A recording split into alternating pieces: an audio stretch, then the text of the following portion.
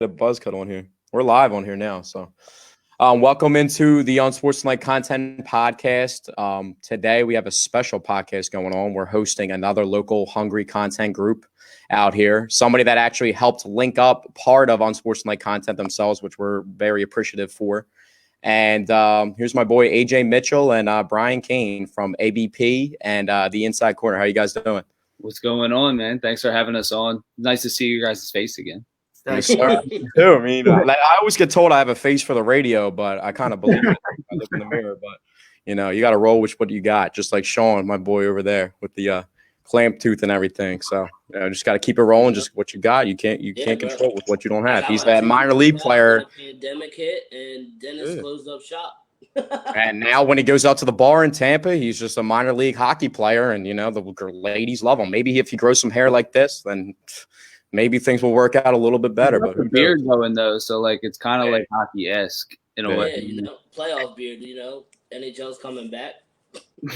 Yeah, for sure. What do you guys think about the NHL when it does come back?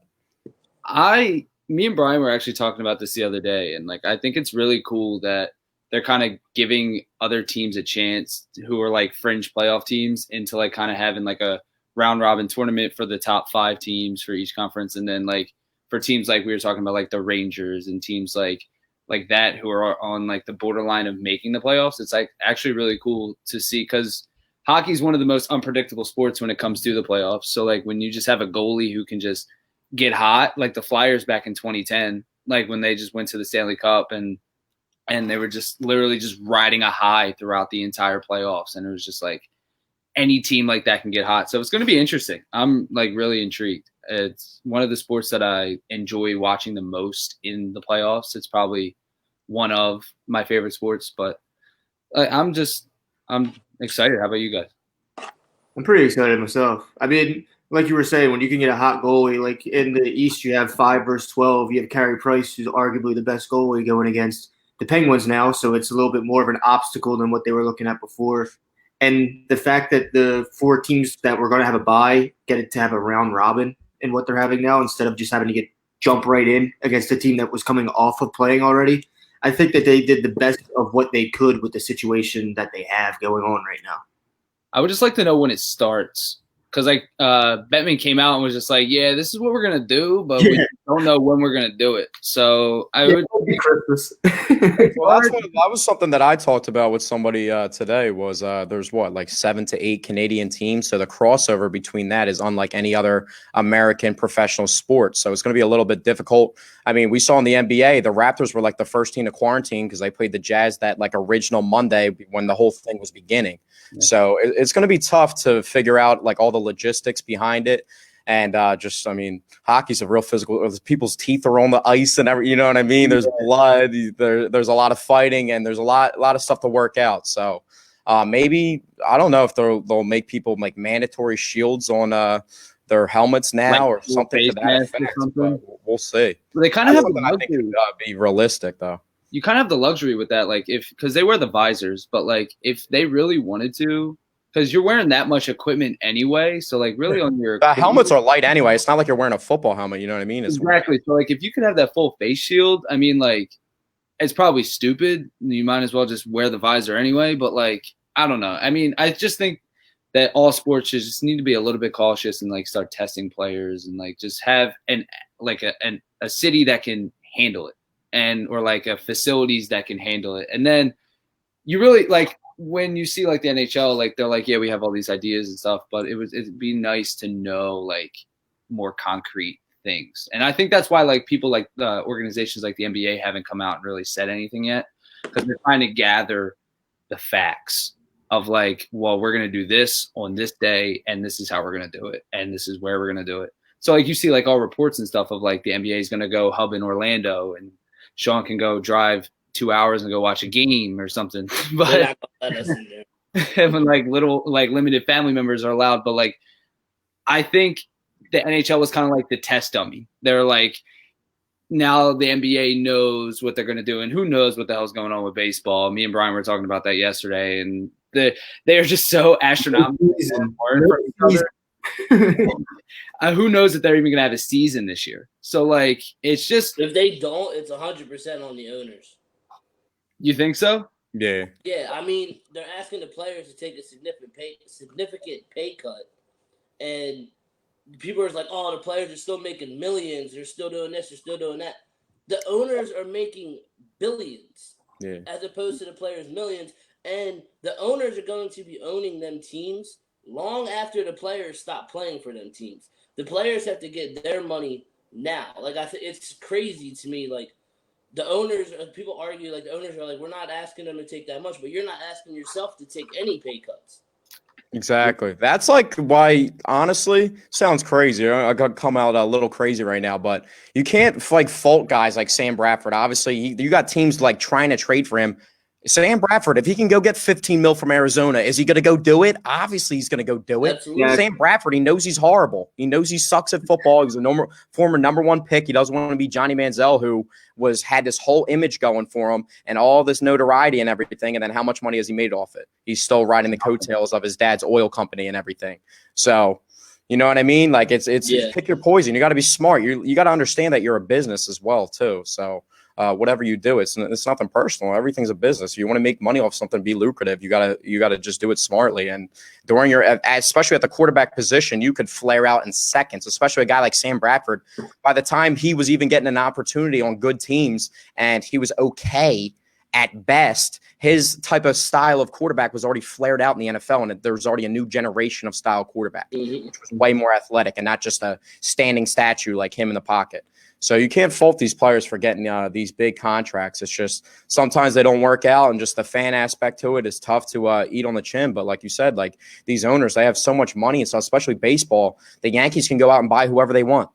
Whoever they want. There's no salary cap. You can go get whoever you want. Look at who they had on the roster. They got Stanton and Judge. I know Judge is on like a rookie contract, but that's going to change. Yeah, he's going to probably change extremely, extremely, extremely soon. So. I mean, you got to make your money while you can. They have Cole. They have Gary Sanchez is going to get paid. Judge is going to get paid. They just paid LeMahieu. Like they're just going to keep rolling and rolling these people, and because they own the Yes Network, which is like $1 billion industry in itself, they can just throw all the money that they want at these players. And that's the biggest market in the world. You know what I mean? The Knicks still get talked about, and the worst team in the league. They're not even close to relevant at all, and they get talked about because Madison Square Garden. That's the only reason they get talked about. The Brooklyn Nets are like the superior team in New York, by far, and they're still like the stepbrothers of the Knicks. Yeah, and they won. Dude, the Brooklyn Nets have one of the greatest players of all time on their team. They don't even get talked about like as much as the Knicks do. It's almost like the Knicks like put themselves in like the media spotlight off of negativity with how they like mistreat all their veterans in their system. Charles Oakley, Spike Lee, who's been literally doing Mars Jordan commercials forever with Michael Jordan's film director, and then he gets told that he can't like enter through this entrance in 2020. Are you joking? This guy probably knows more about the game of basketball than you do, James Dolan. Like, what are you doing? Imagine if KD and Kyrie went to the Knicks. How much media coverage? That's what you would think mid season, the way that they portray it and everything. It's like, oh, they're locked in. They're definitely there. They want to play Madison Square Garden. It's like, nah, they want to go there and score in your stadium against you and drop 50 and beat you and then laugh at you because no one's signing there until you change the culture and fire that owner. So that's why I feel like back in the day, like the Jordan era, like Madison Square Garden was the mecca. Like it's like the home of basketball. And I just feel like it's kind of, with the Knicks' lack of success over the last 20 years or so, it's kind of lost its luster. Like, I feel like people would rather much go play in Boston or in the Staples Center. Where, I mean, Chicago still has that lure, but I mean, the Knicks are just kind of like, I feel like it was the mecca because the Knicks were good. It was always top competition coming in, Patrick Ewing versus Michael Jordan. But I mean, now, like, what are you going to sell? Kevin Knox versus LeBron? Like, I mean, come on. Borderline G League Kevin Knox, too. They're, like, so ass backwards with their priorities as well, like, for the team. Because, like, when you look at me, I forget when we were talking about this, but I was talking about it. And it was, like, if you look at who they start versus their young pieces on the bench, like, they start, like, Taj Gibson over Mitchell Robinson right now. Yeah. Kevin Knox doesn't get PT. Like, I understand Dennis Smith Jr. stinks, but, like, Frank Ntilikina isn't much better. And, like, you have, like, guys, like, their starting lineup. Like, I'm surprised RJ Barrett starts at this point. Like, honestly, because, like, you look at their starting lineup and go, like, Mitchell Robinson, if, like, he develops and, like, I like him a lot. And, it's like an energy dude not off the bench. He could probably be like Mitchell Robinson's a dog. I like exactly. him. Yeah, like Capella Jr. If he turns out to be correct, like game plan, they drafted RJ Barrett and then signed 9 power forwards. Yeah. They got Julius Randle, they got Taj Gibson, they already have Mitchell Robinson. Well, that shows you Zion Williamson was the guy, and they got beat. Don't they have Bobby Portis too? They do. That's the guy I couldn't think of. Yeah, they got Bobby Portis. Bobby Portis is ready to punch Mirotic in the face again, too. I know Mirotic isn't over there. I was upset when he went sign European because he was a piece that could have really helped the NBA this year. But when he went European, I mean, to each his own. He's probably going to go out there and be a star. When you spend a season in Milwaukee, you probably want to leave America. Weekend there. Well, talking about Milwaukee, everybody like wants to hype up Giannis, and obviously it's very justified. But in another way, I mean, this man is 500 in his playoff career. He's 25 years old and has 2 playoff series wins. How do you guys feel about the Milwaukee Bucks? More so, Giannis Antetokounmpo, and can he lead a franchise to the promised land? I think so. Right. I think if you surround him with the right pieces, he for sure can, because they have enough shooting around him right now. It looks like they were getting their bearings, and a lot of these young players, they take their lumps early in their career through the playoffs, and I feel like Giannis was just another one of those players that was going to do it. You do want to see him take that step coming up, and if it's not this season, the following, because he is starting to get 25, 26. You want to start seeing him progress, do this, that, and the other.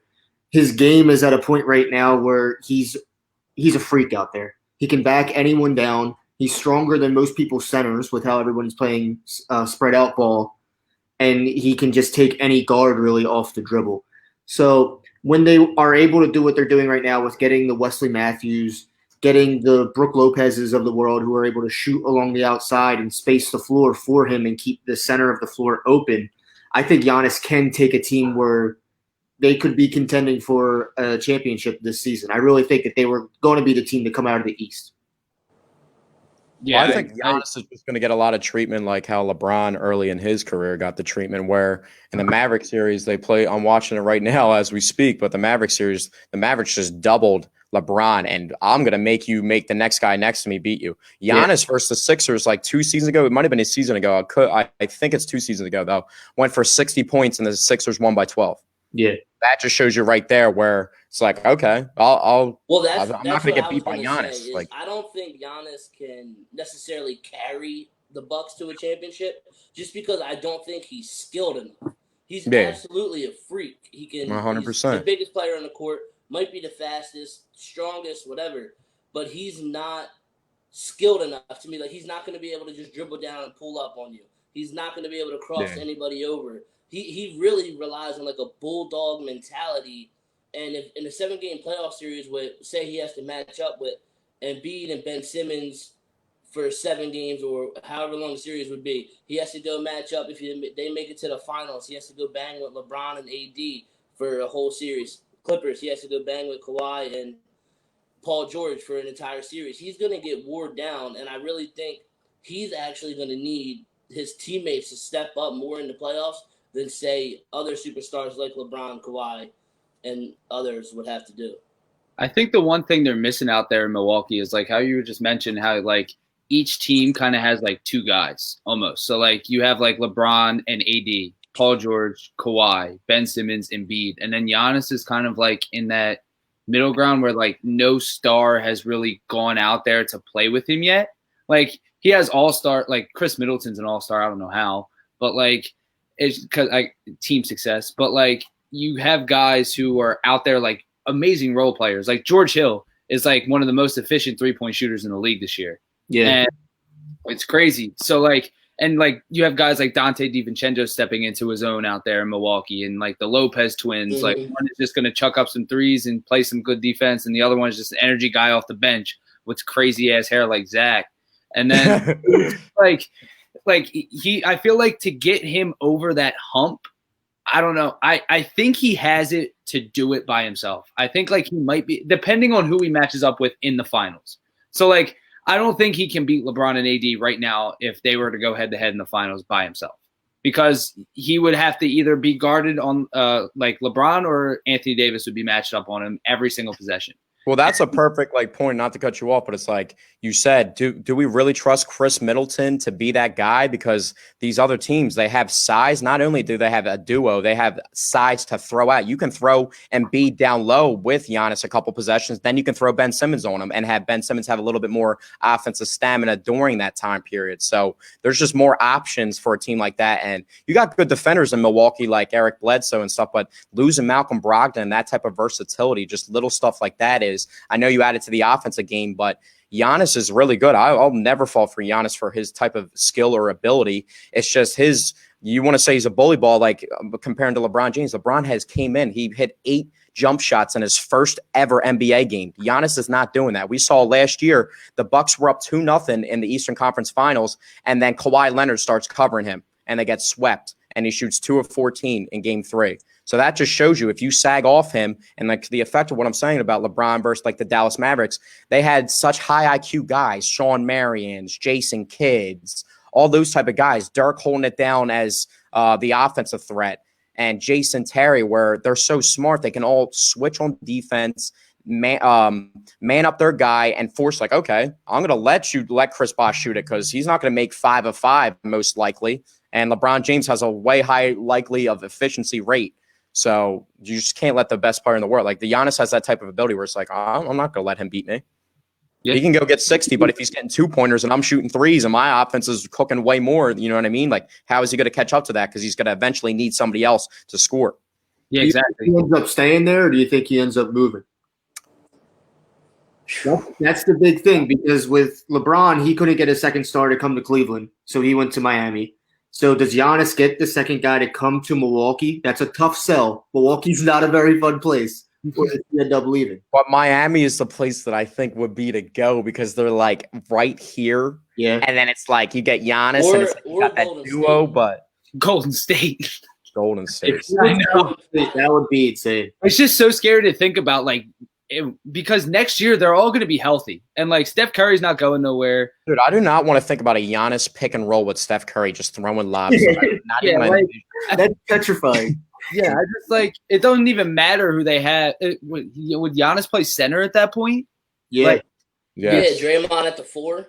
Yeah, and then Draymond would literally probably run point guard and have Steph off ball getting picks like Andrew Bogut style, like the back in the day, running all 4 perimeters with 4 guys setting picks, running laps around everybody. And then like, oh, I forgot Klay Thompson's over there who's like capable of 13 in 1 quarter. Like, you know what I mean? It's just ridiculous. But it's like a whole nother aspect. He's not that shooter, but you would have to, like, all right, Steph's over here, Klay's over here, and I'm worrying about the perimeter. And then you just got the most massive truck, 6'10", 7-foot range Giannis driving down the lane, catching oops and stuff. It would just be a nightmare. Wiggs, like, small forward? Would that be Wiggs? Is there small forward? Yeah, Wiggs at the small forward. And if they somehow got him like through free agency, via free agency, which would be 2021, they would still have that lottery pick from this year and whatever they do with that to turn that into another player. And we didn't even mention Andrew Wiggins off the bench as a 6-man. Yes. So that could potentially be extremely scary. And I still think Andrew Wiggins might see his better days. If that happens, man, I don't know. Because if I'm Giannis, I'm out. Like, I think it's kind of like, if I can't get it done soon, I'm out. 100%. Yeah, because you did your due diligence out there in Milwaukee. Like, you tried. You're trying, like, kind of like AD with New Orleans. He was like, he tried to get it done. The whole Boogie and him experiment didn't really work out because of the injuries and stuff. And then he was like, you know what? Like, I'm out. And now they have Zion Williamson and everything, but like, well, that's like, it's like the different thing is where I think obviously you know how I feel about LeBron James. I don't have to get into that, but LeBron James, I still think clearly at this point he was way better of a player. It's just clear as day. He was a better player. He already had brought his team to the finals, even though they got swept. He brought a 66-18. Sasha Pavlicek, Larry Hughes played 1 game in that series that people never mention about LeBron James. Larry Hughes, the second best player on that team, played game 1 and then didn't play for the rest of the series, but no one wants to talk about that.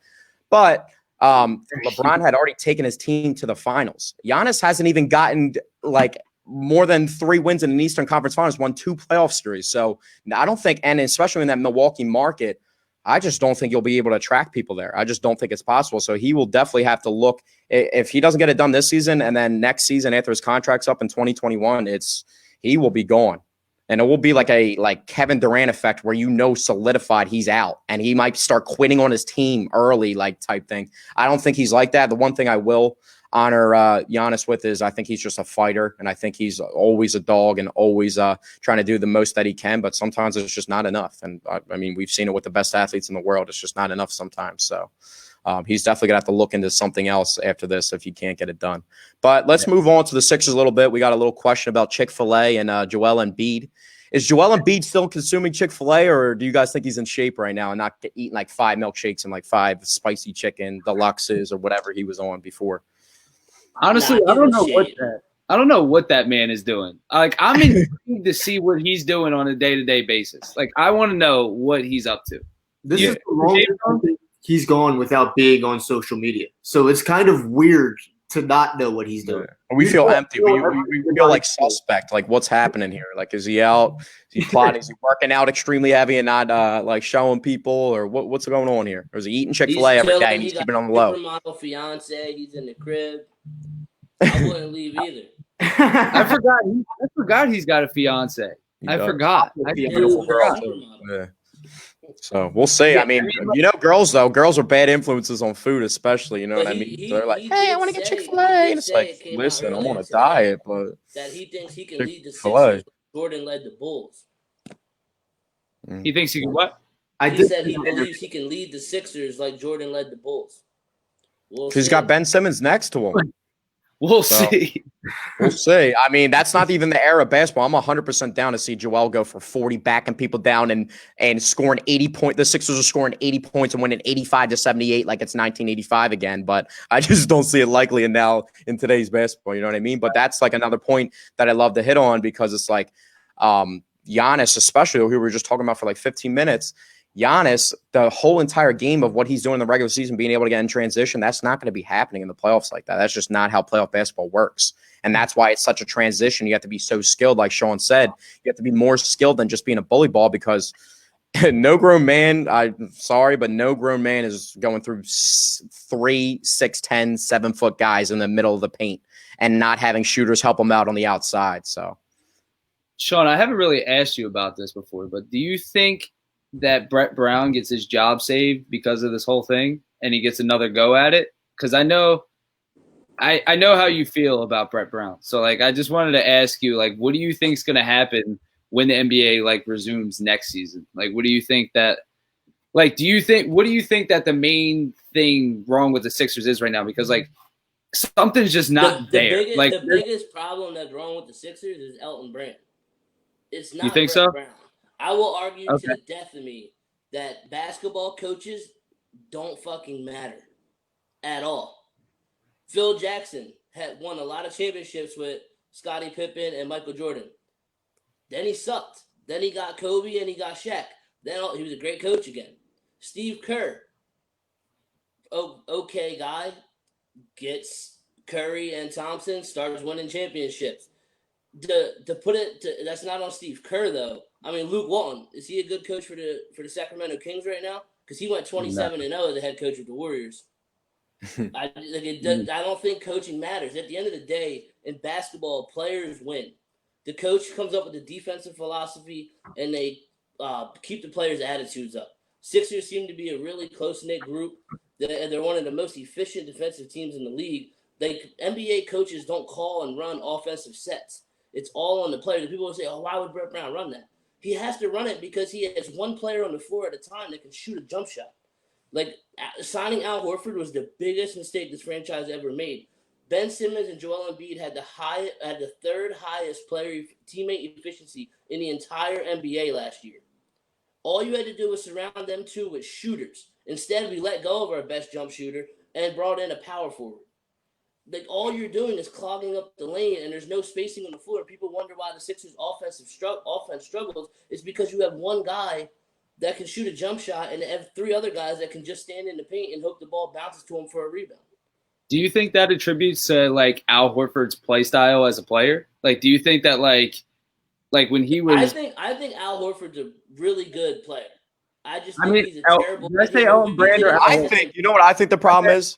I met Elton Brand, not Al Horford. I'm out on the Al Horford thing. I think Elton Brand. I think he shit the bed in the whole Jimmy Butler thing, and then he panicked because Jimmy Butler left, and he had mud on his face, and he was just like, I'm gonna go sign the biggest name guy out there, regardless of fit. I think he just did that to be like, oh well, we brought in Al Horford, multi-time All-Star, and things like that. Like I just feel like he panicked and just signed the biggest name.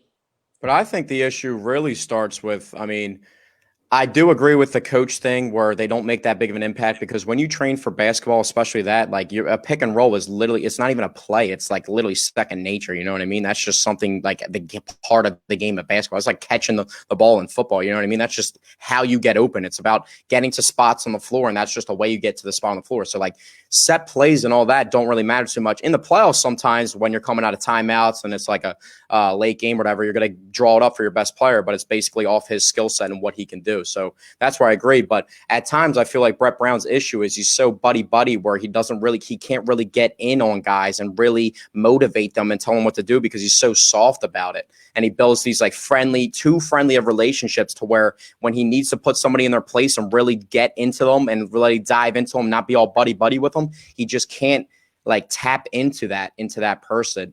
And it's just really tough at times. But another person I attribute a lot to is the $180 million man. Everyone wants to talk about Al Horford. Tobias Harris has to go for 20 to 22 every single night. And I've watched Tobias Harris, whether it was game why I 4. blame Elton Brand is because Tobias, to me, would be a perfect 4 on this team. Well, that's why you got to just switch up the lines. You athletic had the enough players. You just have to keep figure up out to with the manage guys it. with the small forward. Yeah, well, you just have to figure out how to manage it. Like game 4 of the Raptors series last year, I watched literally Tobias Harris hit 2 3-pointers and miss 10 corner threes, the shortest 3 in there. That was game 4, and that was a huge game at home in Philadelphia, and they ended up losing that game in an extremely close game. And you saw that series. That could have completely switched all the momentum. And it's like when you rely on a guy like that, you know what Ben Simmons is capable of. He's going to be the best defender on the floor perimeter-wise, which adds massive astronomical value. He's going to be running your offense like Magic Johnson. He's going to get to the rack at will. And the only thing that's lacking in his game is a jump shot, which 6'10" guys off the dribble, unless your name's Kevin Durant, really don't do. So it's a lot of people ask a lot of them, but you sign this guy to how much money he needs to show up. And everyone wants to always put it on Al Horford. But what Tobias Harris is the legit third guy, the third option, and he's been here the longest. I'm not mad at Al Horford. I'm mad at Elton Brand for bringing him on. Well, that falls on both of them. Brett and Elton Brand was like, get these guys in the right order and the right lineup so they can see the best. Like we saw the Clippers game. I always love referencing the Clippers game. Roster, though, like Horford, it makes Horford look worse. Like it makes the Sixers look worse, and then it makes Horford look worse because instead of being in the paint and banging, hitting turnaround Jays at the top of the key, or getting under the rim and doing the dirty work, he has to turn into Kevin Love. He's like he plays a stretch. Well, that's where I think Joel's got to tone it down a little tiny bit. Joel, in a way, it's like, all right, Joel, we know you're a killer. We know you're a dog. Everybody knows that. You can go for 40 on big man buckets if you want, not even shooting threes. And you can, at the end of the game, just because you want to, pull up off the dribble and get the 50th point when you have 47 with 30 seconds left like we saw this year. But at times, we know you're a dog. We know what you're capable of. But you're also, one thing that you do lack is stamina in a way. So we have a guy like Al Horford. Joel, you don't have to go play 35 minutes. You don't have to. Go play 30 minutes and play 30 efficient minutes, and we'll get Al Horford on the court for 25 when you're not there.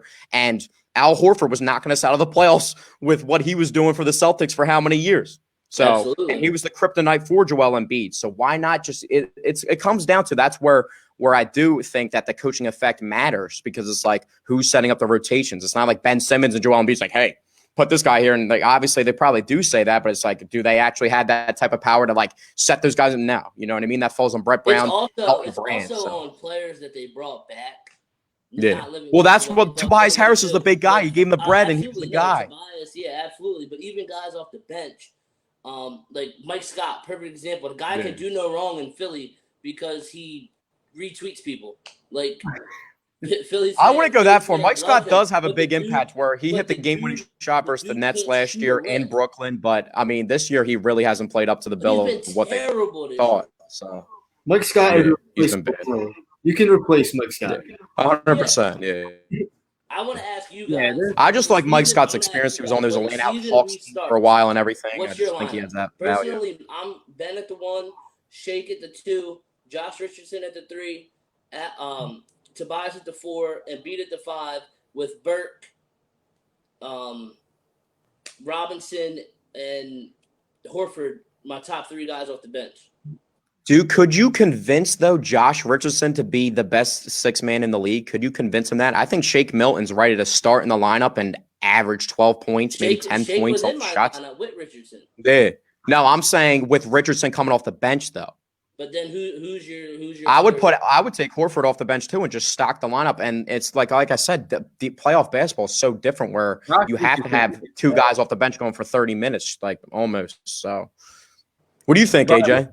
My ideal starting lineup would be Ben at the 1, probably Shake at the 2, because I feel like you could flip him and Josh Richardson in or out. I feel like you can convince one of those guys that they're going to get big time 6-man minutes, because Shake has really come into his own.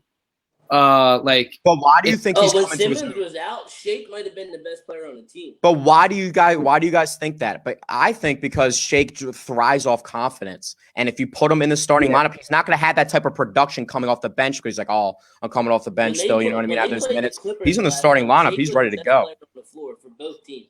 Yeah. He's got moves too. He's legit. So that's why I would like to see him in the starting lineup, because then I know for a fact Josh Richardson's a better player for right now. Guaranteed he's a better player. That's why I'm trying to get more talent off the bench to keep my starters more fresh. But that's why I'm throwing both in the starting lineup. Yeah. I'm throwing Ben Simmons at the 1. I'm throwing Josh Richardson as a 2, because Josh Richardson is a dirty, dirty dog, and I think he's just does all your he's like a dumbed down version of what Jimmy Butler was almost. Like he's just gonna get out there, and he's not as talented, but he's gonna try to work harder than the dude he's guarding. So those are the kind of guys you want. And then I'm throwing Matisse out there at the 3, because I think Matisse, you need a 3-and-D guy. He's kind of like I think he's kind of coming. He gives you the D. Yeah, he doesn't give you the 3, but he'll give you the D. And then I'm gonna slide. I think if you slide down Tobias to the 4 and then Embiid at the 5, I feel like that's you can work around that, and then you can plug different guys. Like even having Al Horford, like you were talking about earlier, Zach, like having him have 25 minutes. I don't care about the contract situation right now. You just got to make. I don't care if you're working $25 million to come off the bench. A lineup that you just said of Simmons, Richardson, Matisse, and Embiid, that's probably the best defensive unit in basketball. Yeah. Mm-hmm. Yeah. That's why, but I would like to I'm trying to sneak little bench players in that can work off of what the starters give. Mike Scott, if he can give you 8 points, 2 3-pointers and a 2, I'll take that in the starting lineup so I can bring somebody off the bench that's going to give me 16. You know what I mean? So that's what I'm looking at. You still got Glenn Robinson, who we didn't even mention, and you got Burke as well. So Glenn Robinson makes my starting 5. I would go. I would have no problem with that.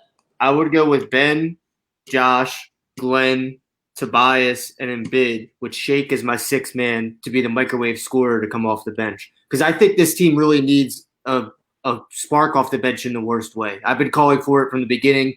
Me and Ant have been trying to figure out what the hell happened with Trey Burke, because I thought that he was the perfect backup point guard. I was so excited about that signing. I think we all were. He was the perfect backup point guard to create offense for this team with so much defense around him. He doesn't have to guard anyone, and they just kicked him to the curb and didn't really give him a shot. I knew it was going to turn south when his dad started talking. We really missed TJ McConnell. Turned south. So you're a TJ guy? Hell no. Sean's favorite player is TJ McConnell. Sean has his autograph. He bought like the $750 worn jersey off NBA Store. So. Yeah, people who like TJ McConnell are just people who never made the league, and they're the guys who dude. But let's be honest now. We're all getting a combined 44 for 0 against him. If I had to see another play of this red-faced dude down the court, I swear to God, I was gonna lose. Like Ryan Tannehill. Dude, every time put hand down, man down, get out your hair. Come on, man. You got to make sure at all times you don't know who's in the crowd. You don't know if your wife's out there in the crowd or anything. You know, he's a dating fan former favorite. soccer He got all the player from women. University of So Arizona. He don't gotta look good. He got Yeah, I think this team is really desperate to like.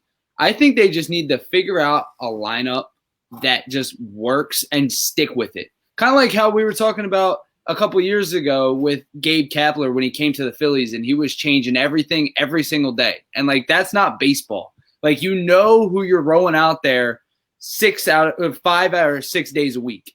And when you have like a definitive starting five of guys who know their roles and buy into a system, because I think Brett Brown can get people to buy into a system, but I think you really, like you said, Sean, Zach, you really need to like be harder on people, and you really need to like be like, this is your role in the team, and you're going to excel at it. So like, 100%. This is going to be our starting five, and we're going to figure this stuff out. And if not, we'll make adjustments down, like small adjustments, because like, let's not bench Tobias Harris and start Al Horford. Like, we're not going to do that. Yeah. Like, we're just going to pull out. There's certain moves that don't make sense like that. You know what I mean? Where it's like I said, what you said is perfect. I also don't think him starting Horford like at the beginning of the year, because I mean, it didn't make sense logically.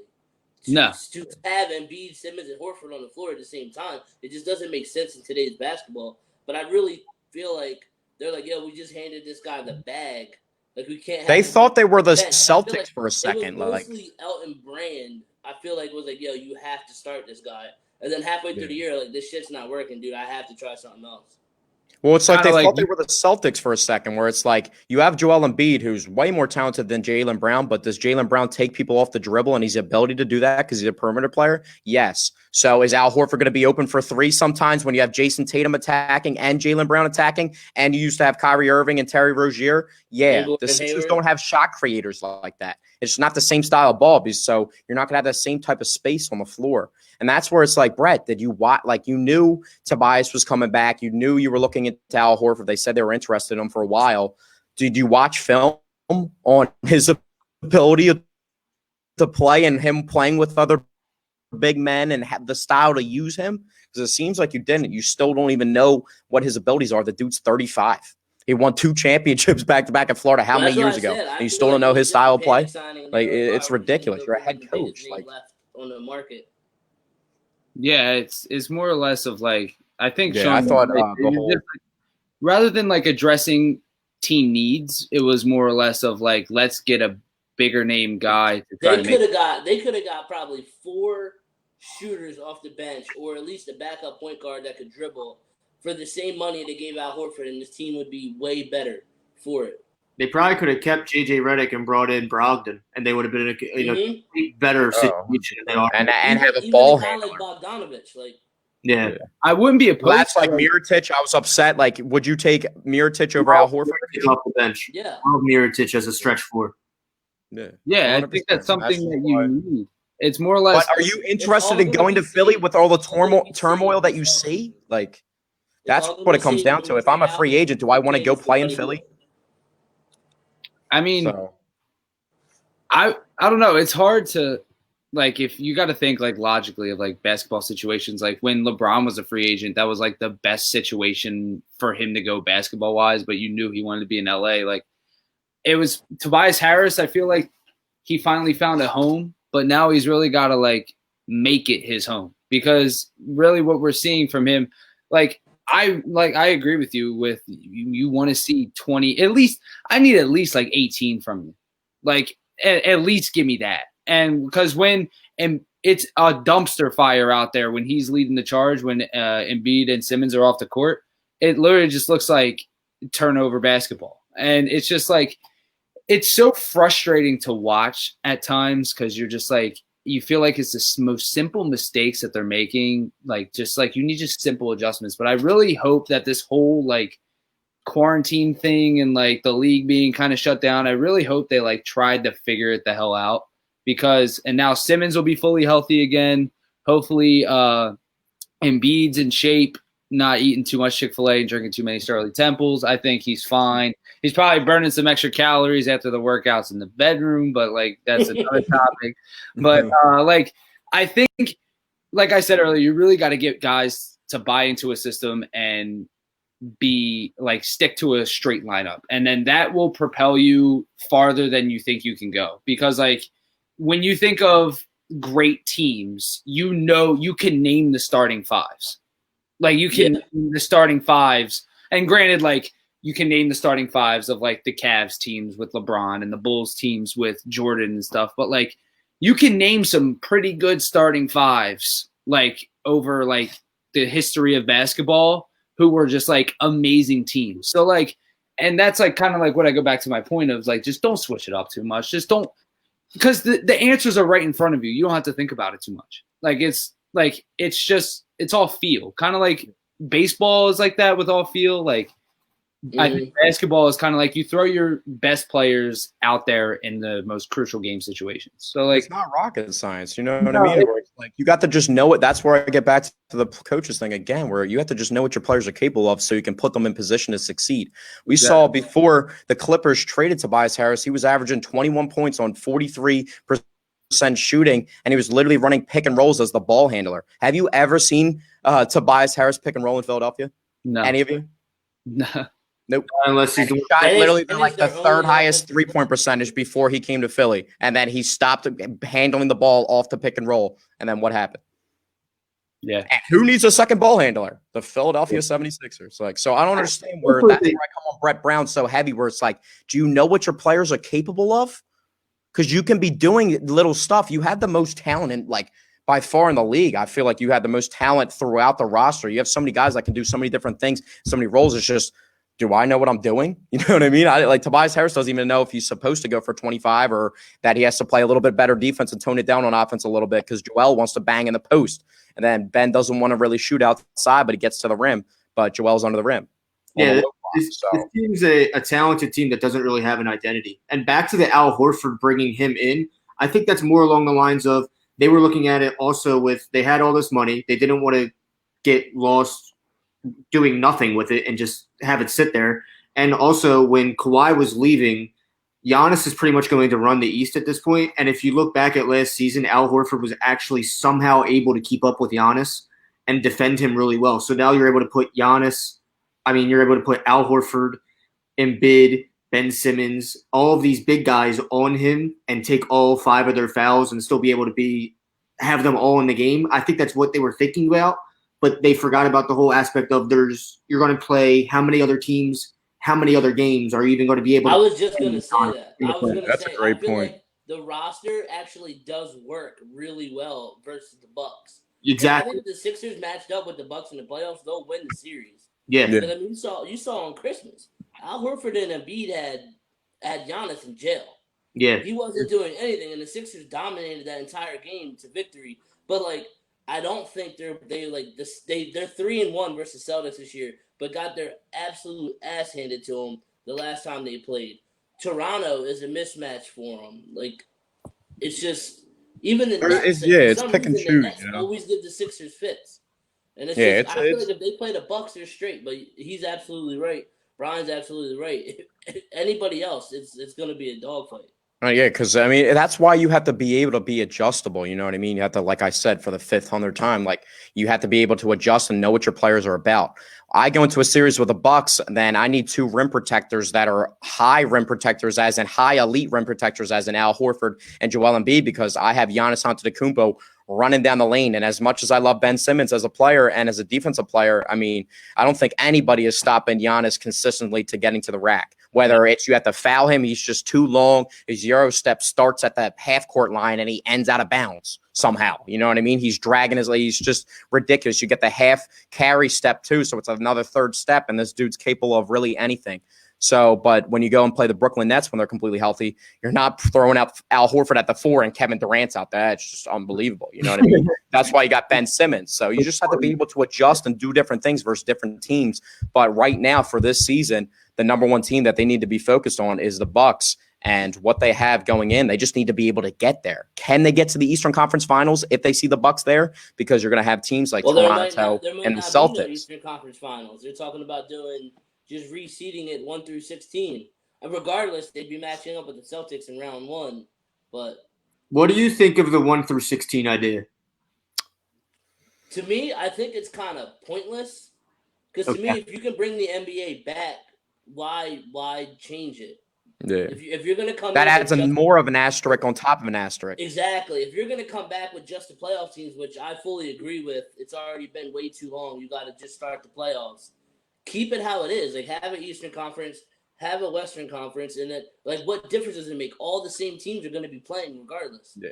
There's another rumor though. Have you guys heard the 22 team rumor?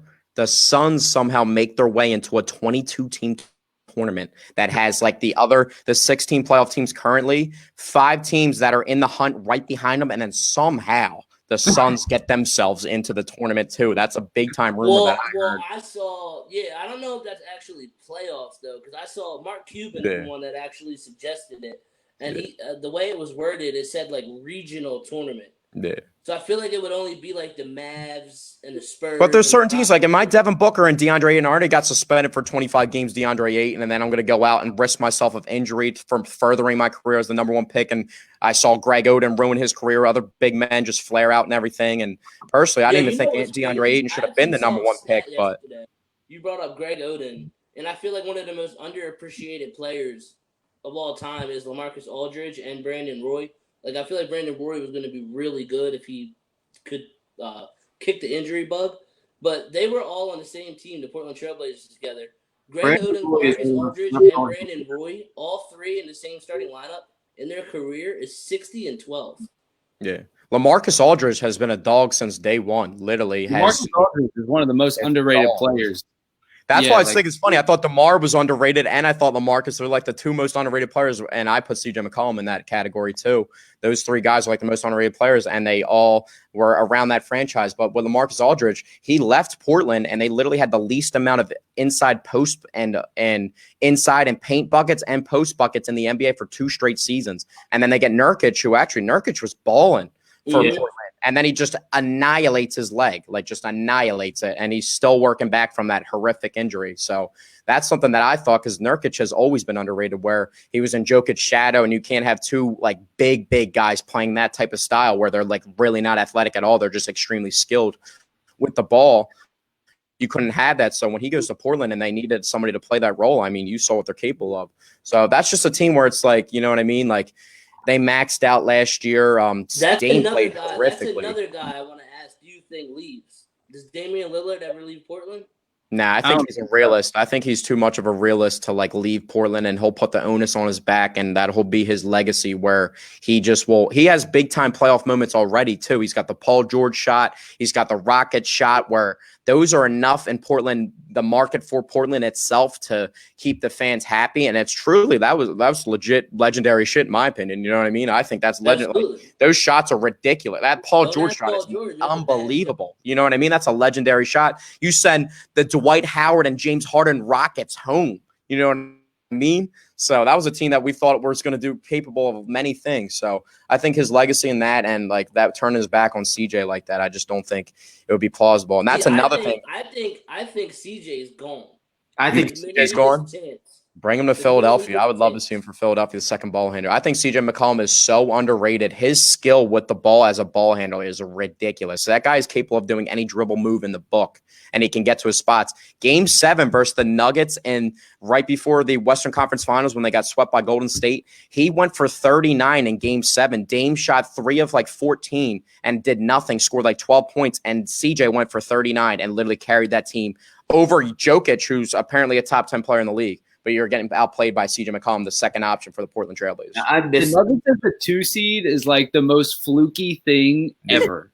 Like, it's like you can bank on the Nuggets or the Jazz being a top 4 seed and getting bounced in the first round. I mean, the Nuggets got a really solid roster though. Like Jokic is all around, but do they have a guy that can break out? Like, you know what I mean? Jokic goes for like these like high scoring outputs, but it's like not affecting the game like that. I think they're gonna perennially be a top 3 seed in the West with that roster. Like, it's just so sound. But I mean, like you said, they don't have a guy that's gonna take over. They're the Atlanta Hawks of the Eastern Conference from the mid 2000s. You know what I mean? Josh Childress, Josh Smith, Al Horford, Jeff Teague, Mike Scott. They're that team that has talent all around, but do they have a guy that can take over and take them to the next step? No, they don't. But Joe Johnson, I didn't even mention Joe Johnson, who's a killer, but he just Josh The Childress with Jazz the have a afro, fucking right? oh, With the the afro. Jazz, the Jazz I might have be on that soon. I might have to find a way to added get my little stat to my Josh Childress betting going on. formula. The Jazz this year actually made me add a element to my betting formula this year. What is I it? always go based off the numbers and home and away trends and things like that, playing on back to back. But I actually had to add another element to my betting formula this year for the NBA, and I called it the PF factor. It was the pussy factor because the Jazz couldn't cover a spread to save their lives, and no matter what, they would be winning by 14. The spread would be 8. They would win by 7. They never. They're just the softest group of fucking guys in the league, and I had to actually stop betting them. And I always, when I tweeted out my red hot locks for my plays of the day, I always said, I'm actually putting the Jazz here, but please reminder the PF. Well, I have one last NBA topic I want to hit on, a little question before we do our little tribute for the African American community. Another duo that's in the backcourt like that a lot of people like. I personally love. I'm almost low key like a Wizards fan because I love John Wall a lot. Bradley Beal as well. I used to hate Bradley Beal. I used to 2015 when he was a free agent. Don't give him 25 mil. That's asinine. That's ridiculous. And then he comes back the next season. He's just a straight dog. And I'm like, oh my God, I was completely underrating this guy. So he didn't even make the All-Star team. He was the first player ever to average that many points and not make an All-Star team. And it's just ridiculous, the type of I don't even know what it is. I don't think it's even the Washington market. I just think people just that factor of, oh, this team guy's not on a winning team. He's one of the worst teams in the league, but he averages 30. Nah, you can't put him in the All-Star game. You know what I mean? I got to add somebody else. I got to add Demonis Sabonis into the All-Star game so that I don't have Bradley Beal into the All-Star game. It's just absolute ridiculousness.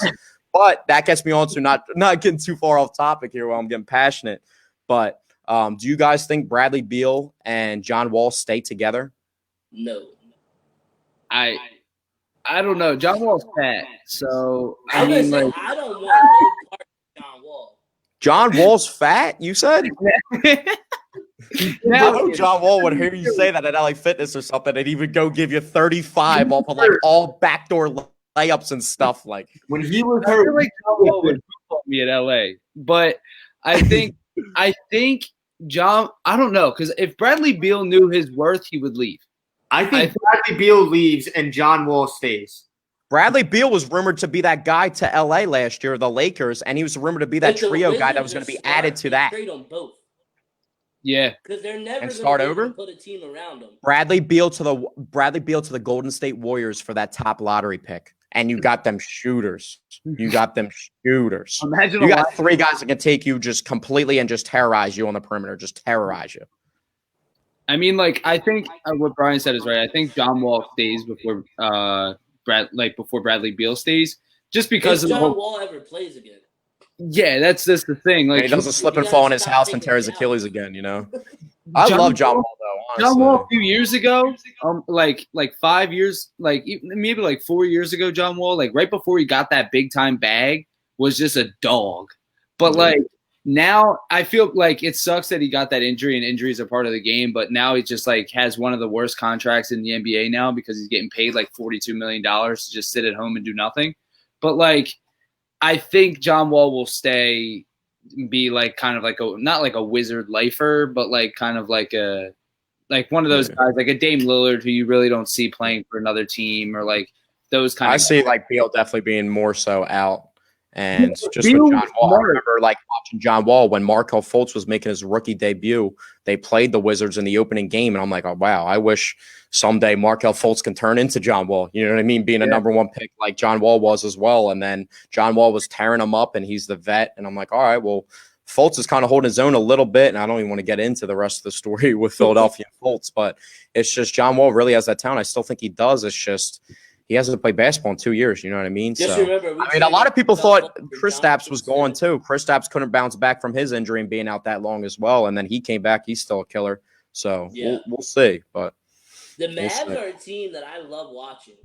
100%. I mean, if you don't, that's why I said DeAndre Ayton shouldn't have really, you know what I mean? Like, if you look back at that draft, in a way, you can definitely make a case where it's like, why are you going with a big man when you know today? Oh, no, Doncic was a surefire number 1 pick. Yeah. Surefire.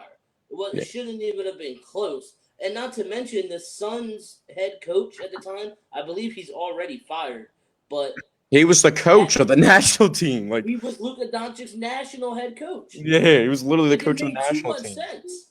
Yeah, Crazy.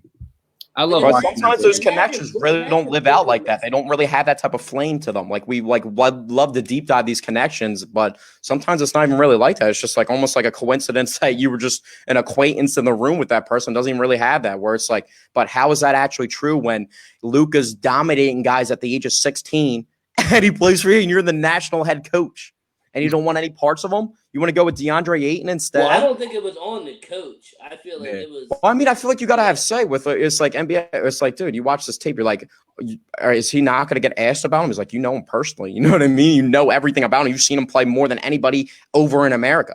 So how do you not know what he's about? And you see today's basketball. Maybe he thought that European mindset, or it was like, all right, well, I need a big guy and just have this. But I just don't see that. And then you miss out on Trae Young as well, where Trae Young was a little bit questionable. But I mean, look at him now.